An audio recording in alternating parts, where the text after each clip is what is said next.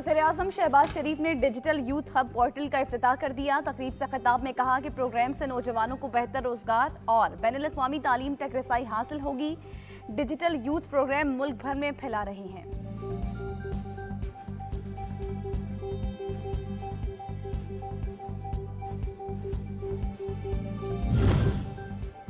आईने पाकिस्तान हर शय पर मुकद्दम, शख्सियात और इदारे कानून पर अमल दरामद के पाबंद हैं। वफाकी वज़ीर कानून आज़म नज़ीर तारड़ की मीडिया से गुफ्तगू, कहा आइंदा नस्लों को बेहतर पाकिस्तान देना चाहते हैं, सबको अपने रवैये दुरुस्त करना होंगे। हुकूक की खातिर जंग लड़ने वालों को सुनवाई का मौका देना चाहिए।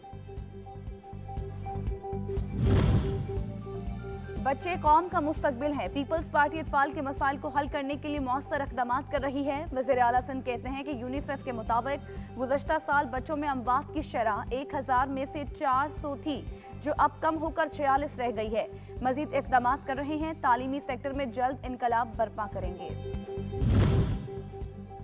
और इलेक्शन कमीशन ने पीपल्स पार्टी को इंतहाबी निशान तलवार अलॉट कर दिया। जलाल रहनुमा नैयर बुखारी कहते हैं कि बिलावल भुट्टो की क़यादत में पार्टी को आज जमात के बानी जुल्फ़िकार भुट्टो का निशान वापस मिलना एजाज़ की बात है।